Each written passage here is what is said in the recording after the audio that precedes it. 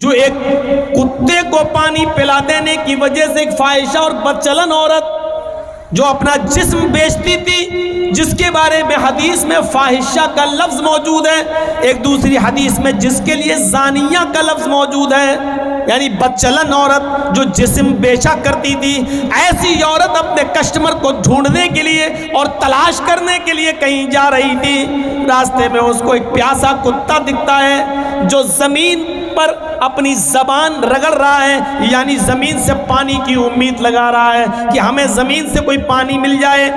اس عورت کو اس کتے پر رحم آ گیا، اس طوائف کو، اس بدچلن عورت کو۔ ایک حدیث میں آتا ہے کہ اس نے اپنی اوڑھنی، اور دوسری حدیث میں آتا ہے کہ اس نے اپنے پیر کا موزہ اتارا اور اس کو اپنے دوپٹے سے باندھا اور اس کو کنویں میں ڈالا اور اس موزے کو پورا بھگو لیا، تر کر لیا، اور اس کتے کے پاس جا کر اس نے اس موزے کو یا اپنی اوڑھنی کو نچوڑ دیا۔ کتا پانی پینے لگا، وہ عورت کئی بار کنویں سے پانی نکالتی ہے اور اس کتے کو پلاتی ہے۔ اللہ کے نبی فرماتے ہیں اس عورت کی اس ادا پر کہ اس نے کتے کو پانی پلا دیا، اللہ رب العالمین نے اس عورت کو جنت کا مستحق بنا دیا۔ جب مری تو وہ جنت کے اندر داخل کر دی گئی۔ ایک کتے کو پانی پلا دینے کی وجہ سے ایک طوائف، ایک فاحشہ عورت بخش دی گئی اور وہ جنت میں چلی گئی۔ پھر ایک عام انسان کو پانی پلانے کا ثواب کیا ہوگا؟ ایک عام انسان کو اس بھید بھاؤ کو ختم کر دیا جائے کہ کون ہندو ہے، کون مسلمان ہے، کون سکھ ہے، کون عیسائی ہے، کسی بھوکے کو کھانا کھلا دیا جائے، یہ سوچے بغیر کہ یہ ہندو ہے کہ مسلمان ہے، سکھ ہے یا عیسائی۔ میرے بھائیوں، حدیث کی کتابوں میں بھرا پڑا ہے، اللہ کے نبی صلی اللہ علیہ وسلم نے یہ فرمایا کہ جس کا پڑوسی بھوکا سو گیا اور تم کھانا کھا کر سوئے ہو تو تم مومن نہیں۔ پڑوسی کی قید میں ہندو اور مسلمان کی قید نہیں لگائی ہے۔ آپ کا پڑوس میں جو بھی رہتا ہے، چاہے وہ کسی بھی دھرم کا ماننے والا ہے، لیکن آپ پیٹ بھر کر اگر سو گئے کھا کر اور آپ کا پڑوسی بھوکا سو گیا، واللہ لا یؤمن، واللہ لا یؤمن، واللہ لا یؤمن، یہ حدیث کے الفاظ ہیں کہ اللہ کی قسم وہ مومن نہیں، اللہ کی قسم وہ مومن نہیں، اللہ کی قسم وہ مومن نہیں۔ چاہے اپنے گھر میں اٹھ کر رات کے 3 بجے تہجد کی نماز ہی کیوں نہ پڑھتا ہو، لیکن وہ مومن نہیں۔ اگر خود اس کا پیٹ بھرا ہے اور اس کا پڑوسی بھوکا سو گیا تو وہ مومن نہیں۔ ذرا تصور کرو، اسلام کے اندر انسانیت کا یہ مقام ہے، یہ درجہ ہے۔ وہ کہتا ہے اسلام کہ تہجد بھلے ہی نہ پڑھو لیکن پڑوسی کو بھوکا مت سونے دو۔ میرے بھائیوں، یہ اسلام کی تعلیم ہے، یہ اسلام کی شکشا ہے۔ ایک کتے کو پانی پلا دینے کی وجہ سے ایک طوائف جنت میں چلی جاتی ہے، تو پھر انسانیت کو کھلانے اور پلانے والا یہ کتنا بڑا ثواب کا مستحق ہوگا۔ یہاں سے ہمیں اور آپ کو اندازہ لگانا چاہیے اور اندازہ لگا کر سوچنا چاہیے۔ ہمیں اور آپ کو ان تمام باتوں پر غور بھی کرنا چاہیے۔ انسانیت کا یہ درجہ، یہ مقام اگر کسی مذہب نے دیا ہے تو وہ اسلام دیتا ہے۔ اس اجلاس کے صدر محترم، اس اجلاس کے ناظم محترم اور اس اسٹیج پر بیٹھے ہوئے معزز علماء کرام،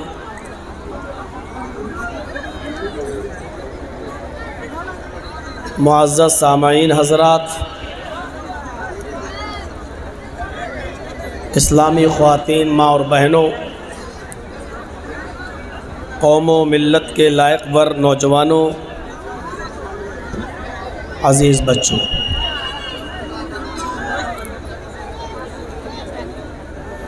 ہمیں اور آپ کو سب کو اس بات پر اللہ کا شکر ادا کرنا چاہیے کہ اس نے ہمیں اور آپ کو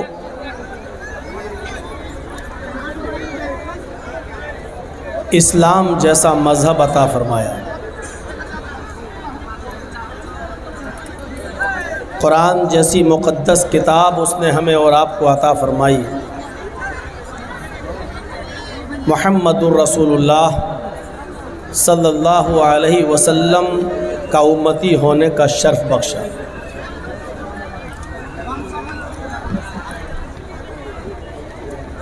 اس پر ہم اللہ کا جتنا بھی شکر ادا کریں کم ہے۔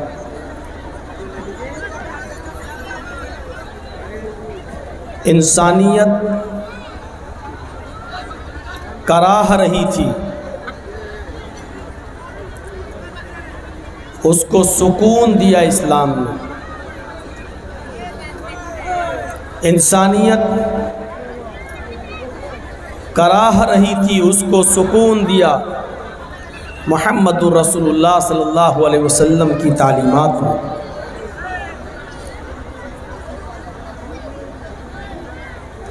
ہمیں اس چیز کا احساس ہونا چاہیے۔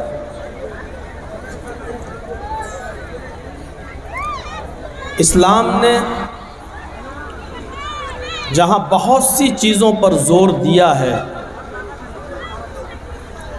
وہیں سب سے زیادہ ایک زور انسانیت پر ہے۔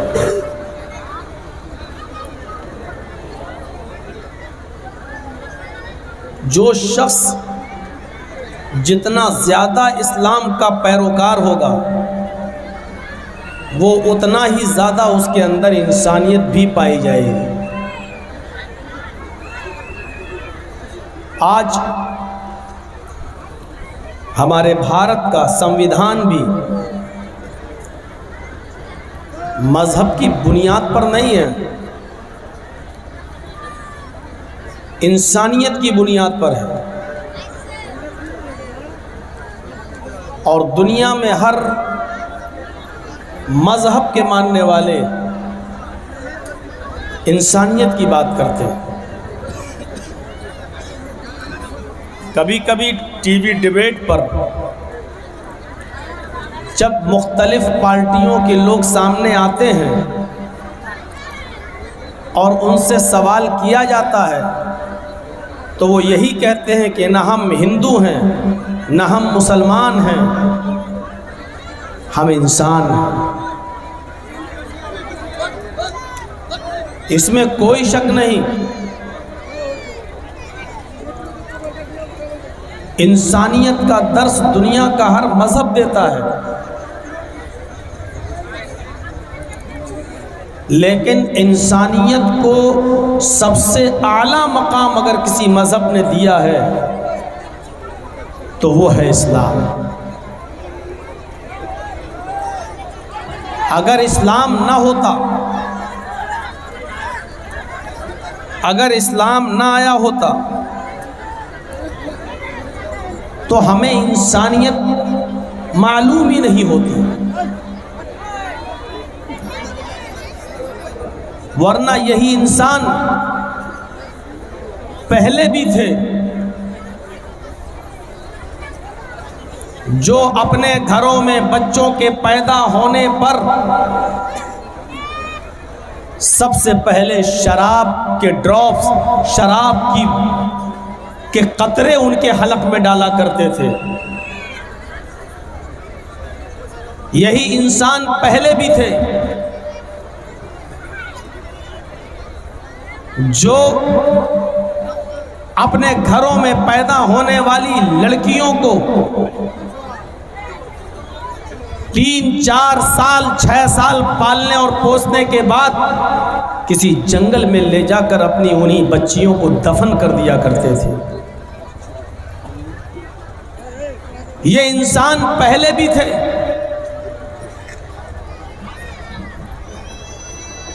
جن کے یہاں جوا کھیلنا، جوئے میں رقم ہارنا، پھر مکان ہارنا، پھر بیوی ہارنا، اور آخر میں اپنی بیٹی تک کو جوئے پہ لگا کر اس کو ہار جانا، یہ بھی انسانوں کا وتیرہ تھا۔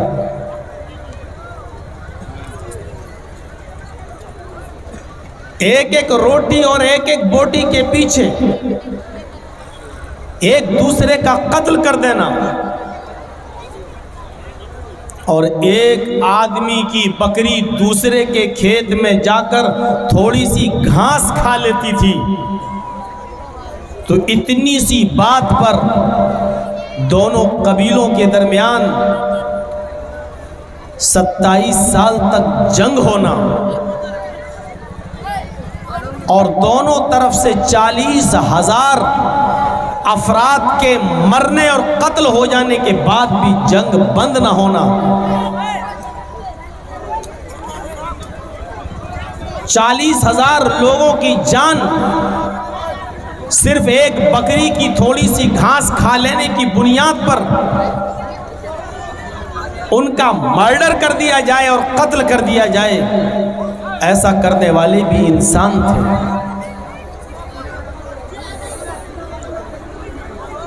لیکن اس انسانیت میں اور آج کی انسانیت میں ذرا فرق دیکھیے۔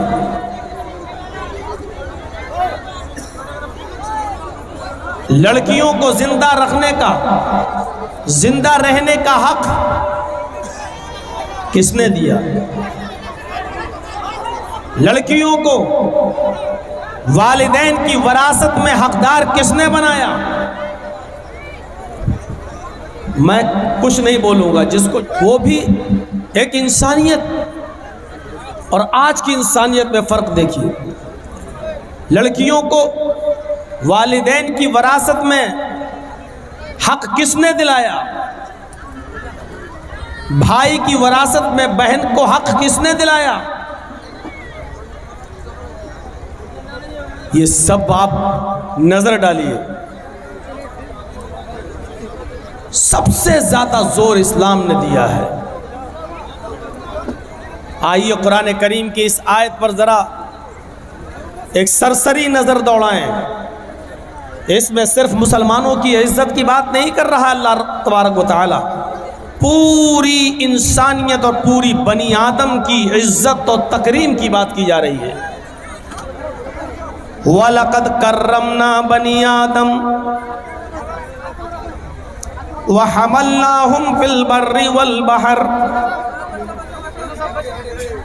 وَرَزَقْنَاهُمْ مِنَ الطَّيِّبَاتِ وَفَضَّلْنَاهُمْ عَلَى كَثِيرٍ مِّمَّنْ خَلَقْنَا تَفْضِيلًا۔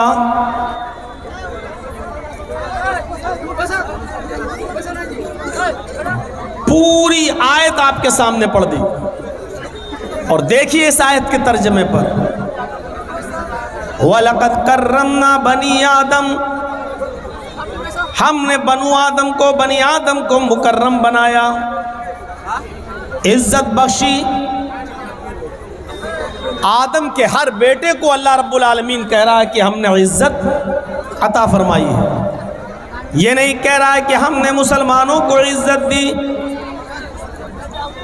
کافروں کو ذلیل کیا، یہ نہیں کہہ رہا، بلکہ کیا کہا جا رہا ہے؟ وَلَقَدْ كَرَّمْنَا بَنِي آدَمَ، ہم نے بنی آدم کو، آدم کے ہر بیٹے کو، آدم کی اولاد کو ہم نے عزت دی، یعنی پوری انسانیت کو مکرم بنایا۔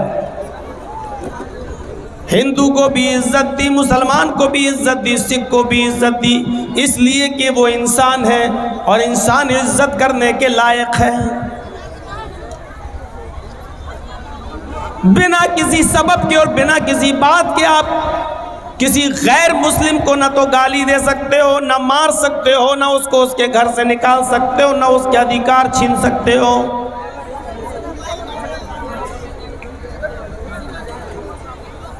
دوسرے ٹکڑے پر غور کیجئے، وَحَمَلْنَاهُمْ فِي الْبَرِّ وَالْبَحْرِ، زمین کے اوپر یا سمندر کے اوپر جو سواریاں چلتی ہیں، سمندر میں پانی کے جہاز، بڑے بڑے شپ، ناؤ، اسٹیمر، اور سڑکوں پر جو سواریاں چلتی ہیں، بسیں ہوں، ٹرینیں ہوں، کاریں ہوں، بیل گاڑیاں ہوں، تانگے ہوں، جو بھی ہو، اللہ کہتا ہے کہ ہم نے سمندر کے اندر بھی اور خشکی کے اوپر بھی ہم نے ان کو سوار کیا ہے۔ یعنی یہ ساری کی ساری چیزیں ہم نے بنی آدم کے لیے بنائی ہیں، کسی ایک قوم کے لیے نہیں۔ صرف مسلمان ہی ٹرین میں چل سکتا ہے؟ نہیں، غیر مسلم بھی چلے گا۔ سمندر کے جہازوں میں صرف مسلمان ہی سفر نہیں کرتا، غیر مسلم بھی سفر کرتا ہے۔ ہم نے یہ ساری کی ساری چیزیں انسانوں کے لیے بنائی ہیں، انسانوں کو ہم نے عزت دی ہے، اور ہم نے سمندر میں بھی، تری میں بھی اور خشکی میں بھی ہم نے ان کو سوار کیا ہے۔ کوئی بھید بھاؤ نہیں ہے کسی قدرتی چیز میں، کسی قدرتی چیز میں کوئی بھید بھاؤ نہیں ہے۔ اللہ نے سورج بنایا ہے، لیکن کوئی قوم یہ نہیں کہہ سکتی کہ یہ سورج پر صرف میرا حق ہے۔ مسلمان یہ نہیں کہہ سکتے کہ ہمارے رب نے بنایا اس لیے سورج صرف ہمارا ہے۔ سورج کی روشنی ہندوؤں کو بھی ملتی ہے، مسلمانوں کو بھی ملتی ہے، سکھوں کو بھی ملتی ہے، عیسائیوں کو بھی ملتی ہے، جینیوں کو بھی ملتی ہے، سب اس سے مستفیض ہو رہے ہیں، فائدہ اٹھا رہے ہیں۔ چاند بنایا، سب اس سے فائدہ اٹھا رہے ہیں۔ ہوا اللہ رب العالمین نے چلائی، سب اس سے فائدہ اٹھا رہے ہیں۔ آسمان سے بارش ہوتی ہے، سب اس سے فائدہ اٹھاتے ہیں۔ ہر کسی کے کھیت میں پانی گرتا ہے، غیر مسلموں کے بھی کھیت میں اور مسلمانوں کے بھی کھیت میں، اس لیے کوئی یہ نہیں کہہ سکتا کہ اس بارش پر صرف میرا ادھیکار ہے، میرا حق ہے۔ غور کیجئے اللہ رب العالمین نے کیا کہا ہے، وَلَقَدْ كَرَّمْنَا بَنِي آدم، ہم نے بنو آدم کو عزت سے نوازا ہے، مکرم بنایا ہے۔ ہم نے ان کو زمین پر بھی اور سمندر کے اندر بھی ہم نے ان کو سواریاں دی، ہم نے ان کو اٹھایا ہے، ہم نے ان کو سوار کیا ہے۔ تیسرے ٹکڑے پر غور کیجئے، وَرَزَقْنَاهُم مِّنَ الطَّيِّبَاتِ، ہم نے ان کو پاکیزہ روزی دی ہے۔ محنت کر کے کوئی بھی کما سکتا ہے، یہ حلال روزی کے دروازے ہم نے مسلمانوں کے لیے بھی اور غیر مسلموں کے لیے، سب کے لیے ہم نے عطا کیے ہیں۔ کسی ایک کی اجارہ داری نہیں ہے۔ رکشہ چلا کر کوئی مسلمان یہ نہیں کہہ سکتا ہے یہ محنت کی کمائی صرف کھانے کا حق میں ہی رکھتا ہوں۔ غیر مسلم بھی محنت کر سکتا اور کرتا ہے۔ وَرَزَقْنَاهُم مِّنَ الطَّيِّبَاتِ، ہم نے پاکیزہ روزی بھی ہم نے ان کو دی ہے۔ وَفَضَّلْنَاهُمْ عَلَىٰ كَثِيرٍ مِّمَّنْ خَلَقْنَا تَفْضِيلًا، دنیا میں ہم نے جو مخلوقات پیدا کی ہیں، جو مخلوق ہم نے پیدا کی ہیں، ان تمام مخلوقات میں ہم نے انسانوں کو ہم نے فضیلت عطا فرمائی ہے۔ صرف مسلمانوں کو نہیں کہا، سب کو کہا کہ ہم نے اور دوسری تمام مخلوقات پر ہم نے انسان کو فضیلت عطا کی ہے، سریشٹھا دیا ہے، ایک مقام دیا ہے، ایک درجہ دیا ہے، اور دوسری مخلوقات پر بنو آدم، آدم کے بیٹے، آدم کی اولاد فضیلت رکھتی ہے۔ قرآن کی اس آیت نے انسانیت کا ایسا سبق دیا ہے ہمیں کہ ہم یہ کہہ ہی نہیں سکتے کہ یہ ساری چیزیں صرف مسلمانوں کے لیے ہیں، نہ آپ کسی سے چھین سکتے ہیں۔ غیر مسلم محنت کرتا ہے، اس کا مکان اچھا بن رہا ہے، آپ کو بھی حق ہے کہ آپ اس سے زیادہ محنت کر کے اس سے اچھا مکان بنائیے۔ وہ جتنا کماتا ہے آپ اس سے زیادہ کمائیے، یہ حق تو ہے آپ کو، لیکن کسی سے کوئی چیز چھیننے کا حق اور پاور نہیں ہے۔ عزت اللہ نے سب کو عطا فرمائی ہے۔ جس طرح ہمیں اپنی عزت پیاری ہے، ان کو بھی اپنی عزت پیاری ہے۔ جس طرح ہمیں اپنا گھر مکان پیارا ہے، ان کو بھی اپنا گھر مکان پیارا ہے۔ اس لیے جذبات کا احترام کرنا چاہیے، کسی کے جذبات سے نہیں کھیلنا چاہیے۔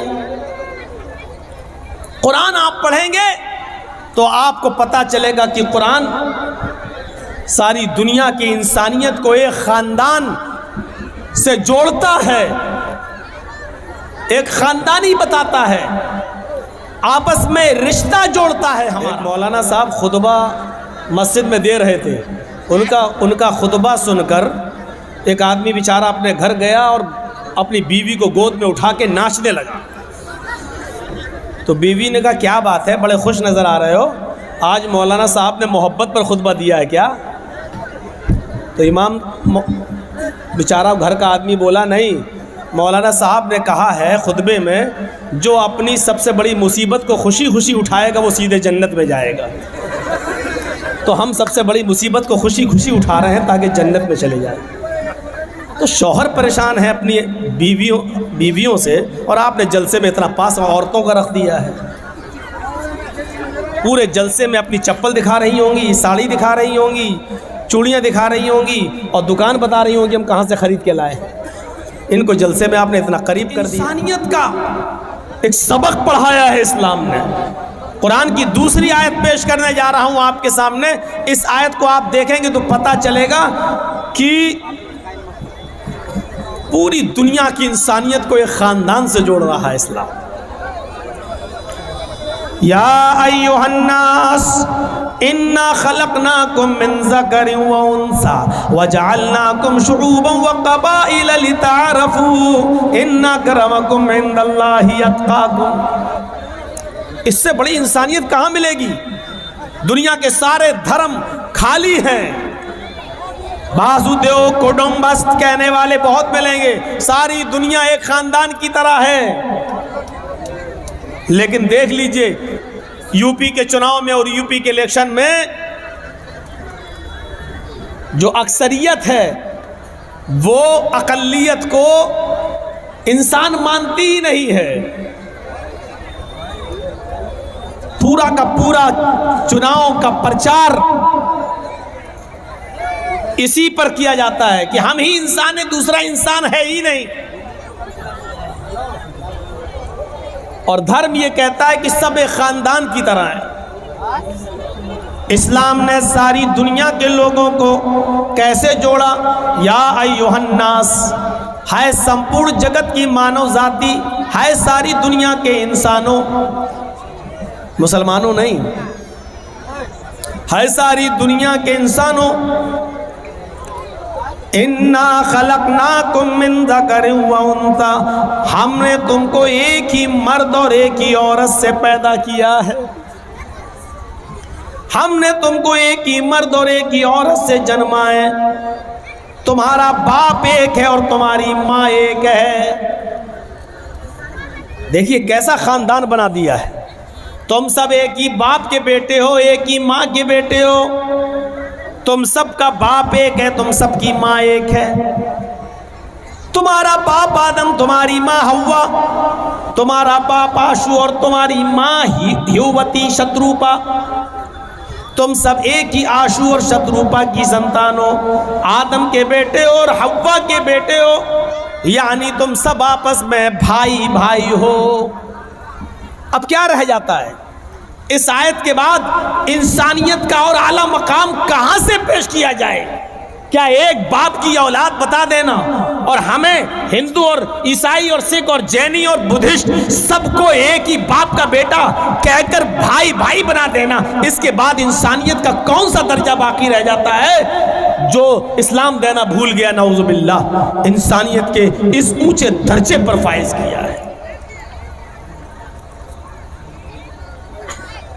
پڑھیے پورا قرآن اور پڑھیے محمد رسول اللہ صلی اللہ علیہ وسلم کی تعلیمات، تو آپ دیکھیں گے اس میں انسانیت کے لیے کتنی تعلیمات بھری پڑی ہیں۔ فرمایا اللہ کے نبی صلی اللہ علیہ وسلم نے، جب تم سڑک پر چل رہے ہو اور راستے میں کوئی تکلیف دہ چیز پڑی ہوئی ہے تو اس تکلیف دہ چیز کو ہٹانا تمہاری ذمہ داری بن جاتی ہے، بلکہ ذمہ داری ہی نہیں تمہارا فرض بن جاتا ہے، بلکہ یہ تمہارے ایمان سے جڑی ہوئی ایک چیز ہے کہ اس تکلیف دہ چیز کو ہٹا دو۔ جس کے اندر جتنا مضبوط ایمان ہوگا وہ تکلیف دہ چیز کو اتنا زیادہ ہٹائے گا۔ اس کو ایمان کی ایک شاخ، ایک برانچ بتا دیا ہے۔ اللہ کے نبی صلی اللہ علیہ وسلم نے فرمایا الایمان بضع و سبعون شعبۃ، ایمان کی 70 سے زیادہ برانچز ہیں، اسلام کی 70 سے زیادہ شاخائیں ہیں۔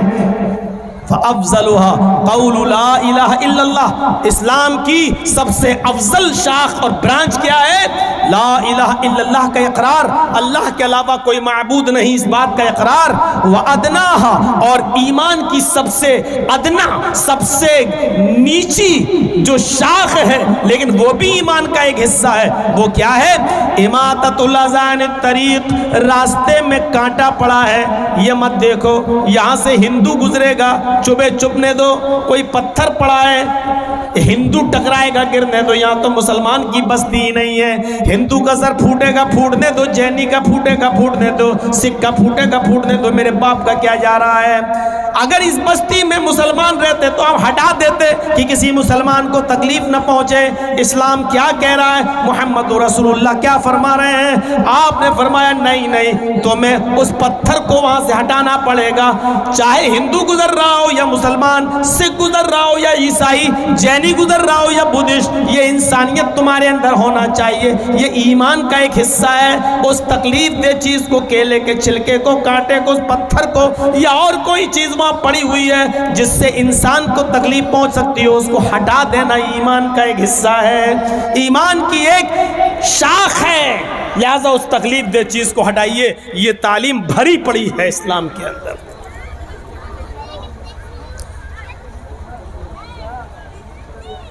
آپ کی بستی میں کوئی کنواں ہے جس میں کھارا پانی ہے، آپ کوئی میٹھے پانی کا کنواں کھدوا دیں یا خرید کر آپ اس کو وقف کر دیں، اس سے ہندو بھی پانی پیے، مسلمان بھی، جین بھی، سکھ بھی، عیسائی بھی۔ غور کرو